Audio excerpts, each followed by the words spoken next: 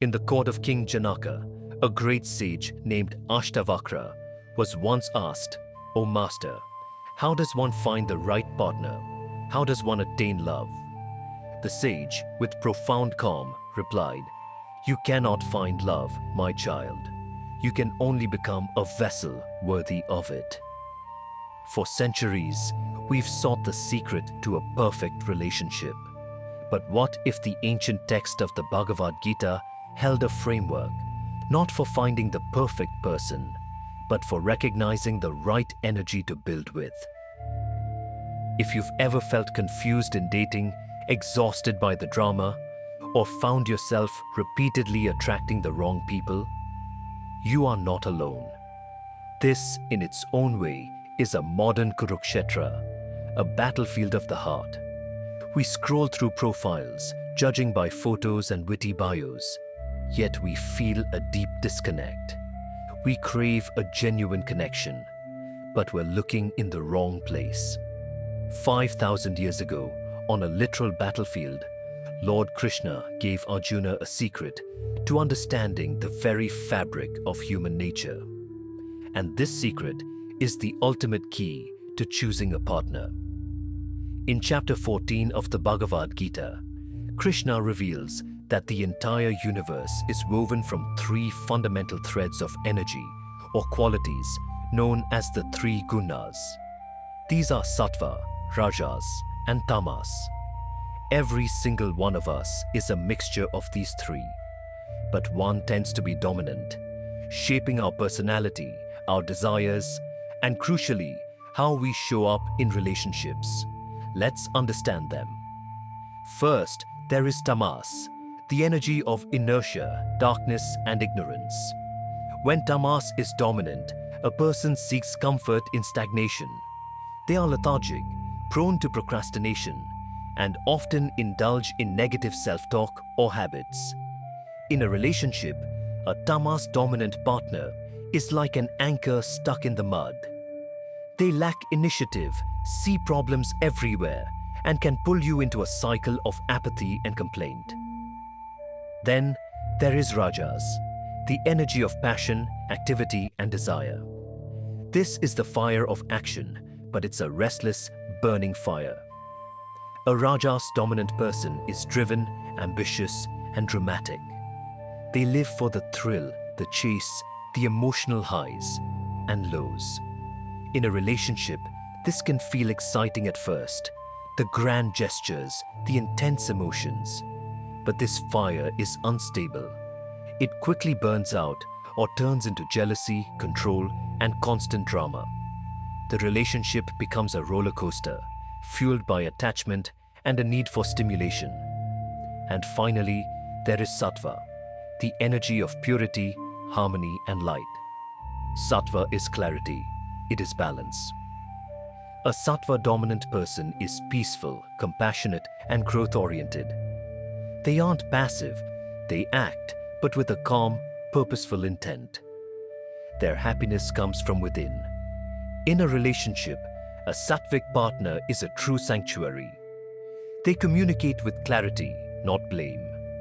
They support your growth without feeling threatened. They bring peace, not chaos. So, how do we move from theory to practice? How do we stop being blinded by mere physical attraction or charming words? You use what I call the guna check. Before you get too invested in a potential partner, pause and observe their dominant energy. Look beyond the surface. Step 1. Observe their daily rhythm, the Tamas check. How do they spend their free time? Is it dominated by inertia? Endless scrolling, complaining without action, a lack of curiosity? Or do they engage with life? A partner stuck in Tamas will find it difficult to build a future with you because building requires energy they simply do not possess. Step 2. Observe their reaction to stress, the Rajas check. This is crucial. How do they handle frustration, a delayed plan, a minor disagreement? Do they erupt, blame others, create a scene, or play the victim? That's rajas in its destructive form. Or do they pause, breathe, and seek a solution? A sattvic response to stress is a superpower in a relationship. Step 3. Observe their sources of joy. The sattva check. Where does their happiness come from? Is it entirely external? From validation on social media, from buying new things, from constant partying? This is rajas seeking the next high. Or do they find genuine joy in simple things? A good book, a deep conversation, a walk in nature, learning something new? This internal wellspring of joy is the mark of sattva. It means they won't depend on you to make them happy. They will share their happiness with you. The goal is not to find a perfectly sattvic person. That is rare. The goal is to find someone in whom sattva is the dominant, striving force. Someone who, like you, is on the path of growth, Remember the wisdom of Ashtavakra.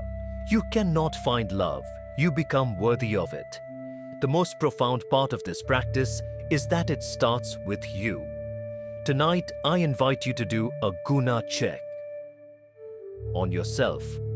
Observe your own energy. Are you fostering sattva within? Are you becoming the peaceful, growth-oriented partner you wish to attract? The Gita teaches us that we attract what we are. By cultivating our own sattvic nature, we naturally begin to resonate with and recognize that same calm, clear light in others. This week, may you see beyond the profile pictures and the charming words. May you perceive the energy, the guna, that truly defines a person. And in doing so, may you choose not just a partner, but a path of peace. If this wisdom brought you a moment of clarity, please comment Sattva below. And as we close, let us sit with this timeless truth from the Gita.